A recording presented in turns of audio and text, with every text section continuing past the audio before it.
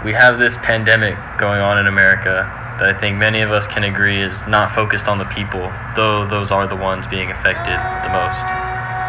People have lost jobs, lost income, lost their sense of selves, lost loved ones, and lost the ability to feel safe because of the color of their own skin, and probably much more. It's something that has really shown how individualistic and selfish not only we are as a functioning body, but the people who are in elected positions who are supposed to have our best interests at heart.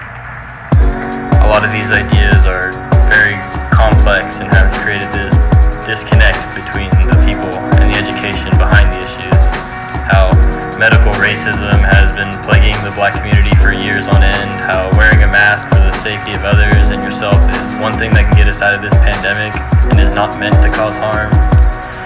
What is COVID-19? How is it spread? And the truth about who it really is disproportionately affecting. We cannot possibly begin to fix the spindles that run society. That's not the point of this presentation. What we can do, though, is find a way not only to bring people together in the safety of their own homes, but to help reach a greater amount of people that are being disproportionately hit by COVID-19.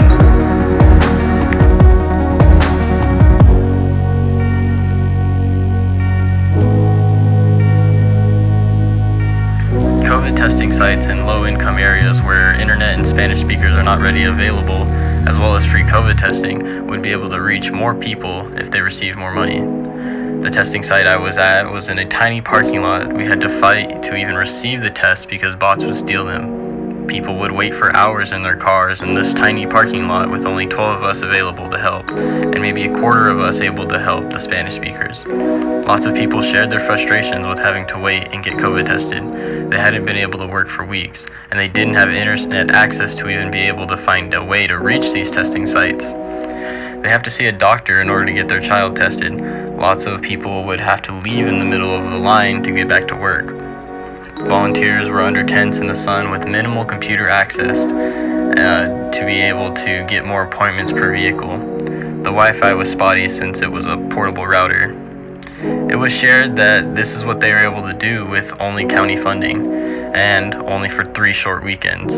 It was also shared that there's a huge need to get black men and women COVID tested, as their testing numbers are very low, but their death rate is insanely high, being at 12%, while Hispanics' death rate are below 1% in that county.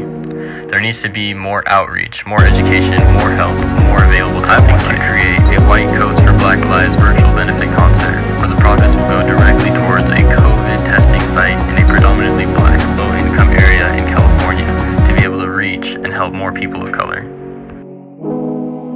In order to put this project into motion, I would ask Stanford to let us use the Frost Amphitheater as well as their tech team for the actual benefit concert. This would include talking to students in charge of creating the concerts and get them to help advocate, as well as ask for permission of the student body as well. I would also gather the PPE team to make them work as more of a sanitizing unit in order to keep the Frost Amphitheater safe. A secondary goal would be to get at least 5 social media influencers or famous people to share information about the benefit concert, achieving a 90% social media outreach and clicks rating. Underneath this, I would have to talk to influencers to get them to post about it and spread the word as well as participate. This would include creating a hashtag that has a target audience which might add on to their platform. Ultimately, the largest goal would be to raise $10,000 to create the testing site. We would have to find big donors and also ask anybody as anything helps. If there is one thing we have all noticed, it's that people have the capability to enact change. Music has been bringing people together since the beginning of time. It is where diversity and individual creativity has surely thrived, where people have found families that accept them for who they are. Now more than ever, we are disconnected from what feels like reality. And what better way to celebrate our fight than this, our fight to show that Black Lives Matter, and to get people the help they really need. Virtual concerts have been happening and have been extremely successful. For example, Insomniac Events has held multiple virtual concerts, all having at least 50,000 viewers per show, with these shows being over multiple days. Excision, the creator of Lost Lands, created a virtual version of his concert since it could not happen in person, appropriately named Couchlands. Over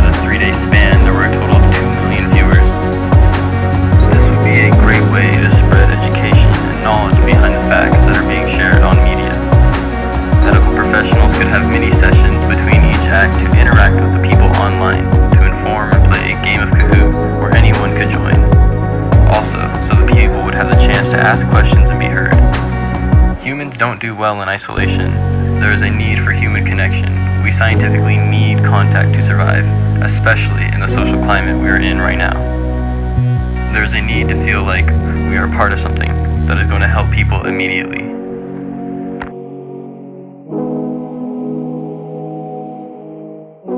I realize the means are reaching, and there is a way to do this on a smaller scale and raise a smaller amount of money. However, I think that the people deserve better than that. We could create a virtual benefit concert to raise funds to create a COVID testing site to specifically help African American and or Black people, as their COVID testing numbers are incredibly low and death rates are increasingly high. Stanford will potentially laugh in my face and the phones won't be raised. We could work with the company Plurific Thoughts or another entertainment company to do the same thing and have a target of $500 in donations. We would then donate the money to the place I volunteered or another testing site that needs funding. Realistically, we would confirm the virtual festival with Plurific Thoughts and raise $500 in funds by October 31st. But then again, the people deserve better. Music is this entity that has been able to reach millions of people and give them a home that they can go to on a rainy day. It's personally brought people in my life that I wouldn't trade for the world. It's helped me find where my autonomy thrives, and I think that, as you can see in these videos, these people have found that too. These people of all shapes and sizes and colors and sexualities have found a way to showcase their altruism. It's almost magical. It's something I think that we could all use right now. So, do you want to bring altruism to this world?